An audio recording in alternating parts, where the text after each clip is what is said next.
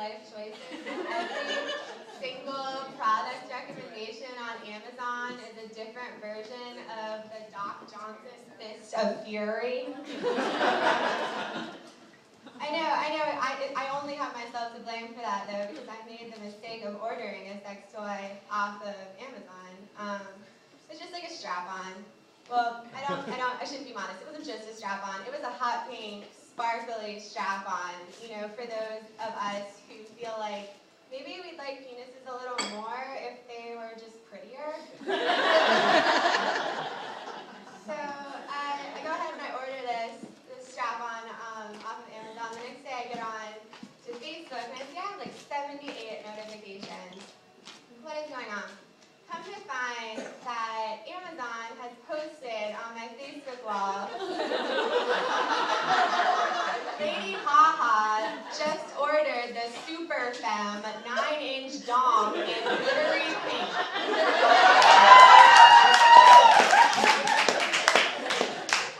I got so many likes. I tried to play it like I'd been hacked, like, oh man. Totally hacked, but my friends get suspicious when I started blaming the hacker for everything. Like, what? Someone's been sending Tina Fey creepy love letters from this address? Must have been the hacker, I don't know. But yeah, that was actually not my only sex toy fail. I tried getting one of those dildos with a suction cup on the end, for like hands-free masturbatory pleasure, because I'm like a busy girl, like I like to be able to use my hands for other things, like texting and selling, like playing with my own tits a little bit, Anyway, I'm like so excited when this thing comes in the mail, and I'm like looking all over for the perfect place to stick it. I'm like violating all of my walls for like 40 minutes. It won't stick to any wall in my apartment. I tried it everywhere. Like I even tried sticking it to the shower wall. It just like thudded to the ground. And let me tell you, it is a low point in your life when you cannot even get a rubber dick to stay up. Like, it's not a good day. But finally, I did find someplace that this dick would stay. I was really excited. It was my bedroom window. I mean, it was lucky for me. It might not have been as lucky for my neighbors, but I did go over and apologize in person. In hindsight, I maybe should have put clothes on first, but yeah. I think it's really funny when sex toys are advertised as being discreet.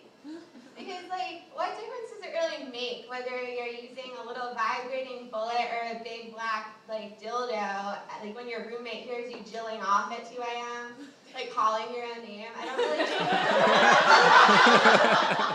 at that point. I think discreet's out the window. But, I mean, if you really want to be discreet, you're not going to buy a sex toy. You're going to do the classy thing. You're going to buy a personal massager.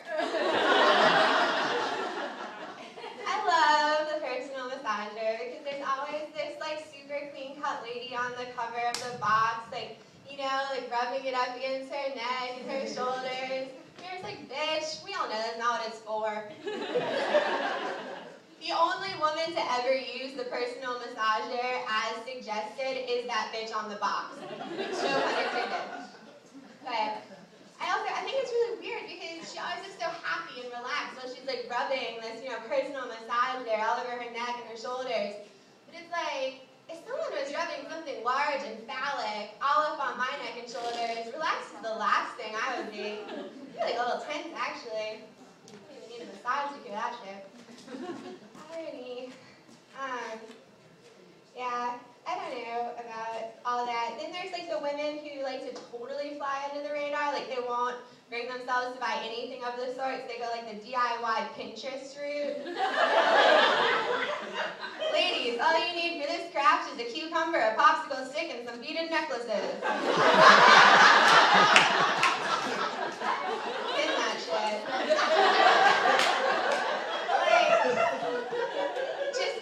Doesn't come in a box with an 18 and over warning label doesn't mean that we don't all know what it's for.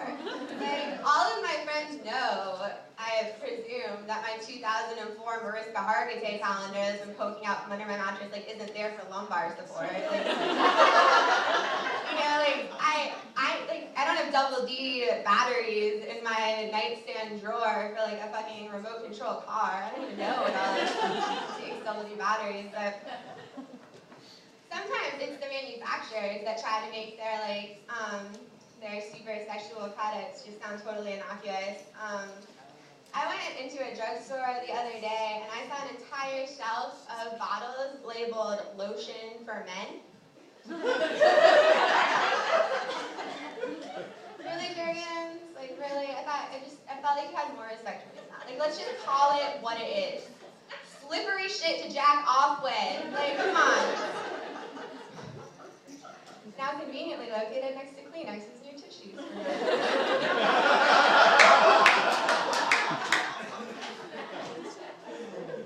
Sometimes I just don't understand advertisements at all, like tampon commercials.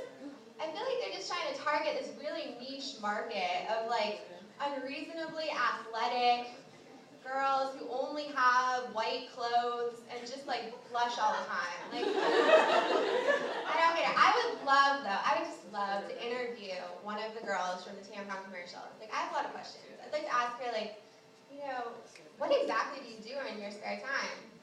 I feel like she'd say something like, well, I do a lot of yoga, and I like to bend over. And I'd be like, well, what do you feel like you're really good at? She's like, well, I'm the most talented person I know at diving backwards into swimming pools in slow motion while wearing white bikinis. Like, what type of things do you like to talk to your friends about? Like, well, you know, I enjoy cornering them in really inappropriate situations and telling them what type of tampon to use. I also have this weird habit of like making really questionable judgment calls, like just stuffing my purse full of maxi pads and then just dropping it in front of like the boys' basketball team. It's like kind of my thing. People know me for it, you know. Yeah, shit's weird. I think that probably the hardest thing about being a woman, well, probably the hardest thing about being in childbirth, can't testify to that, but I hear it's pretty awful.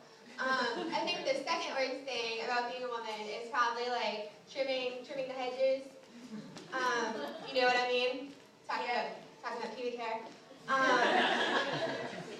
I think it's really funny because I've always been told by men that they prefer it when there's little something left to the imagination. You know, like that's why they like it when a woman wears like a long black dress with a slit instead of just like nothing.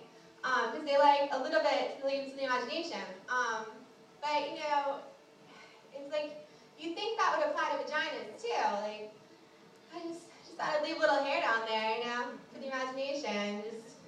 I would have shaved, but I didn't want to ruin the surprise. I know you've been thinking all day about what could possibly be hiding under that fur bikini, so I didn't want to ruin it. But no, it's not that way. Shaving your pussy is like that scene in every teen movie where the nerdy girl takes off her glasses and is suddenly fuckable.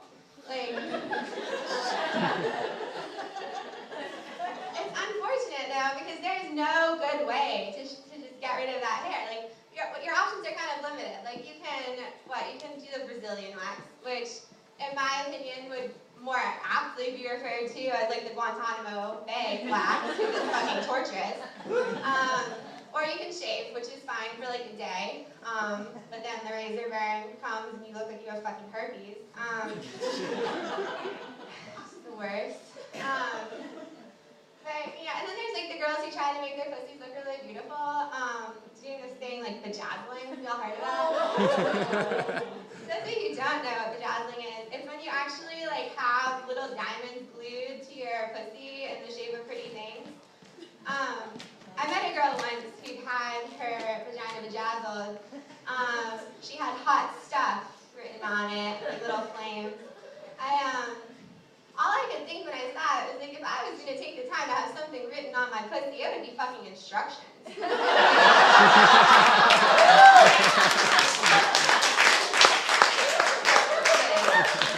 diamond back to my G-spot. Like,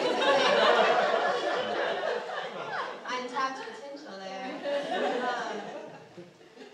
I have a lot of embarrassing things happen to me, I think, and you've heard about some of them, but the worst recently involves Netflix and me forgetting to X out my browser before I shut my computer.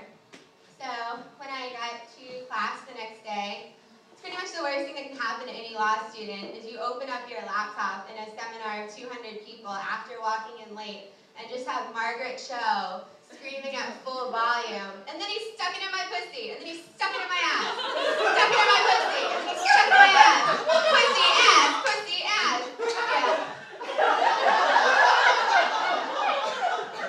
It's not the best day for me. But you know, I can never be mad at Netflix. And you know why? It's because I have to stay on its good side. Like, it knows way too much about me. Netflix fucking knew I was queer before I did. And I know that because it started suggesting categories of movies to me, like movies featuring a strong female lead. Okay. Movies featuring a strong female lead where all the male characters die. Okay. Movies featuring Jodie Foster and no one else.